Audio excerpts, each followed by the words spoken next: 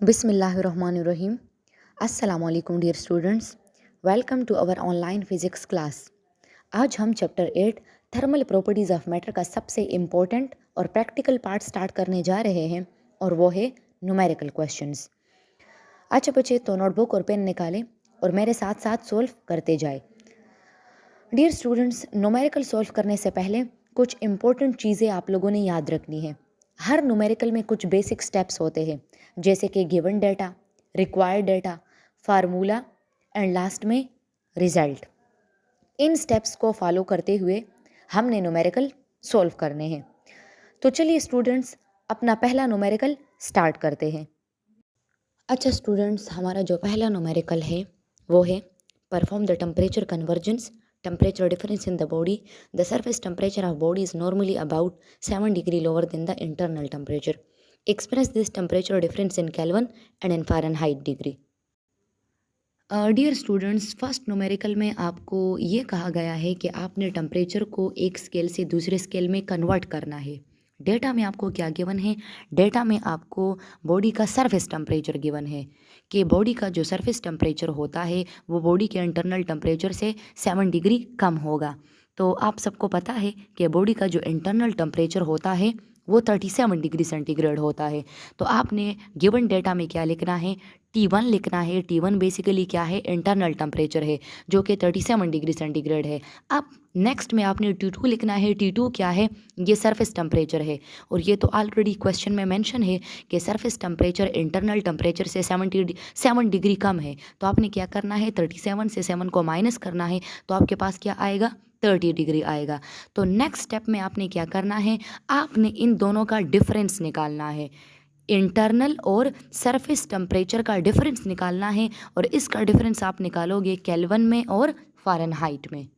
Solution की तरफ आते हैं। सोल्यूशन में आपने क्या लिखना है? आपने फार्मूला लिखना है। जैसे कि आपने ऑलरेडी कन्वर्जन स्केल पढ़े हैं, आपने सबसे पहले 37 डिग्री सेंटीग्रेड को केल्विन में कन्वर्ट करना है, देन आपने 30 डिग्री को केल्विन में कन्वर्ट करना है, देन उन दोनों टेम्परेचर का डिफरेंस निकालना है। तो आपको फार्मूला पता है कि केल्विन किसके इक्वल है? Kelvin is equal two degree centigrade plus 273।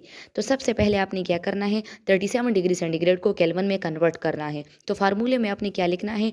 TK is equal to TC1 plus 273। तो T1 आपके पास क्या मेंशन है? 37 है और इसी 37 को जब आप 273 के साथ प्लस करोगे तो ये आपके पास क्या आएगा? 310 केल्विन। तो 37 डिग्री सेंटीग्रेड कन्वर्ट हो गया 310 केल्विन में। अब यही प्रोसीजर रिपीट करो 30 डिग्री के लिए। तो 30 डिग्री सेंटीग्रेड को अगर आप केल्विन में कन्वर्ट करोगे तो आपके पास क्या आएगा? आपके पास आएगा 303 केल्विन। अब जिस तरह हमें न्यूमेरिकल प्रॉब्लम में गिवन है कि हमने इन दोनों का डिफरेंस निकालना है, तो आप क्या करोगे? आपने इंटरनल टेम्परेचर से सरफेस टेम्परेचर को माइनस करना है। इंटरनल टेम्परेचर कितना है केल्विन में? 310 केल्विन। इसको माइनस करो 303 से, तो आपके पास क्या आएगा? 7 केल्विन। तो टेम्परेचर डिफरेंस इन केल्विन किसके इक्वल है? 7 केल्विन के। अच्छा स्टूडेंट, हमारे पास टेम्परेचर डिफरेंस आ गया केल्विन में। अभी इसी टेम्परेचर डिफरेंस को हम फ़ारेनहाइट स्केल में कन्वर्ट करेंगे। तो फ़ारेनहाइट स्केल के लिए हमारे पास फार्मूला है कि temperature in degree Fahrenheit is equal to 9/5 multiply temperature in degree centigrade plus 32। आपने यही फार्मूला यूज़ करना है। इस फार्मूले के थ्रू सबसे पहले आप 37 डिग्री सेंटीग्रेड को फ़ारेनहाइट में कन्वर्ट करोगे, देन 30 डिग्री सेंटीग्रेड को फ़ारेनहाइट में कन्वर्ट करोगे। तो जब आप 37 डिग्री सेंटीग्रेड को फ़ारेनहाइट में कन्वर्ट करोगे तो आपके पास क्या आएगा? 98.6 डिग्री फ़ारेनहाइट। और जब 30 डिग्री को फ़ारेनहाइट में कन्वर्ट करोगे तो आपके पास क्या आएगा? 86 डिग्री फ़ारेनहाइट। आपके पास फार्मूला ऑलरेडी मेंशन है, आपने सिंपल पुटिंग करनी है और इसको मल्टीप्लाई डिवाइड करके आपके पास आंसर आ जाएगा। अब आपके पास टेम्परेचर फ़ारेनहाइट में आ गया है। हमने तो बेसिकली टेम्परेचर डिफरेंस निकालना है। तो आप क्या करोगे? आपने इसी इंटरनल टेम्परेचर जो कि फ़ारेनहाइट में आपने कन्वर्ट किया, उससे सरफेस टेम्परेचर को माइनस करो, तो आपके पास रिजल्ट आ जाएगा जो कि गिवन है 12.6 डिग्री फ़ारेनहाइट। तो ये हमारे पास रिजल्ट है। Second numerical is consider a metre stick composed of platinum and the coefficient of linear expansion for platinum is 8.8 multiplied 10 raised to the power minus 6 per Kelvin.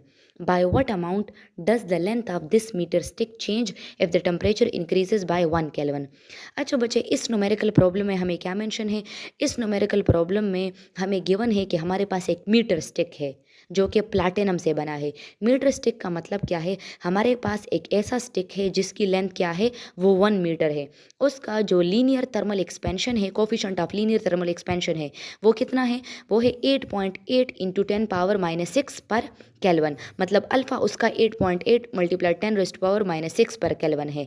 और हमें given है कि अगर इसका टेम्परेचर हम 1 केल्विन इंक्रीज़ करेंगे तो 1 kelvin, अगर टेम्परेचर इसका 1 केल्विन इंक्रीज़ होगा तो इसी टेम्परेचर के इंक्रीज़ की वजह से इसके लेंथ में कितना चेंज आएगा। तो गिवन डेटा में हमें मीटर स्टिक का ओरिजिनल लेंथ गिवन है, हमें अल्फ़ा गिवन है, हमें टेम्परेचर गिवन है। हमने क्या फाइंड करना है? हमने बेसिकली उस मीटर स्टिक के लेंथ में जो चेंज आएगा वो हमने फाइंड करना है। तो बच्चे, सोल्यूशन में आप फार्मूला इस्तेमाल करोगे।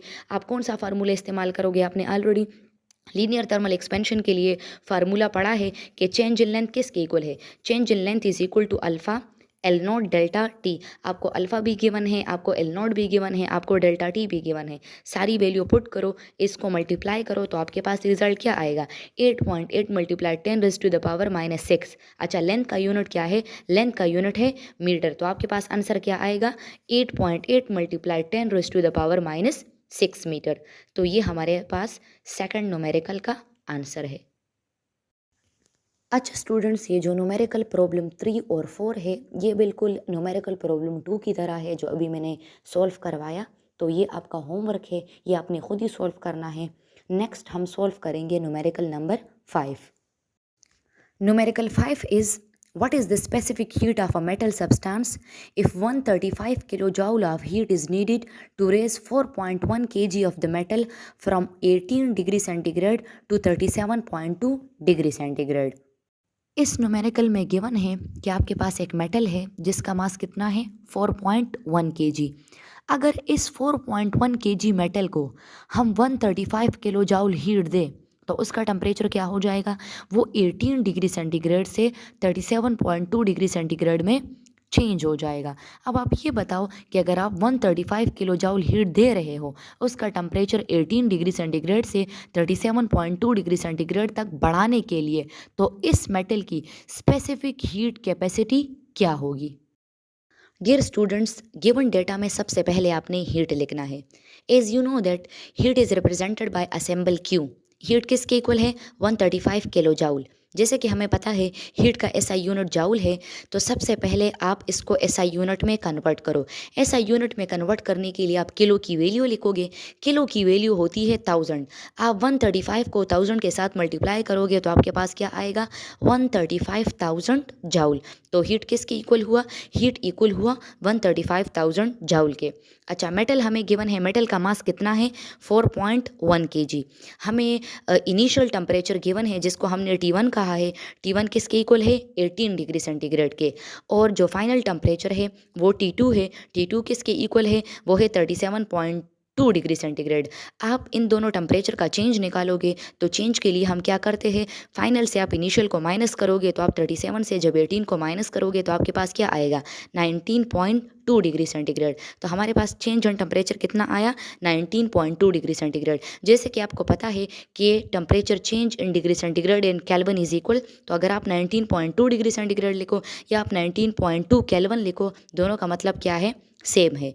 रिक्वायर्ड डेटा में क्या लिखना है? रिक्वायर्ड डेटा का मतलब है कि हमसे क्या चीज़ मांगी गई है, हमने क्या फाइंड करना है। तो बेसिकली हमने स्पेसिफिक हीट फाइंड करना है जिसको हम सी से रिप्रेजेंट करेंगे। तो रिक्वायर्ड डेटा में आपने क्या लिखना है? सी, जो कि हमारे पास अननोन है, इसको हमने फाइंड करना है। सोल्यूशन की तरफ आते हैं। अच्छा स्टूडेंट्स, आप प्रीवियस क्लासेस में हीट कैपेसिटी और स्पेसिफिक हीट कैपेसिटी के बारे में ऑलरेडी पढ़ चुके हो।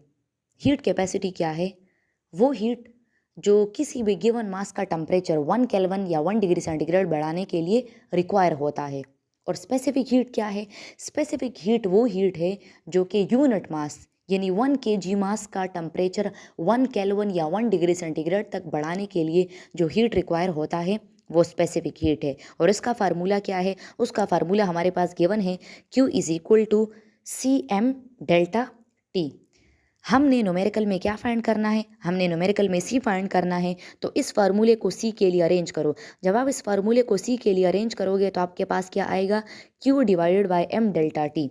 अब आपको क्यू की वैल्यू भी गिवन है, मास भी गिवन है, हमने चेंज ऑन टेम्परेचर भी फाइंड किया है। सारी वैल्यू पुट करो, इसको मल्टीप्लाई डिवाइड करो, आपके पास एंड में रिजल्ट आ जाएगा जो कि इक्वल है 1715 joule per kg per kelvin.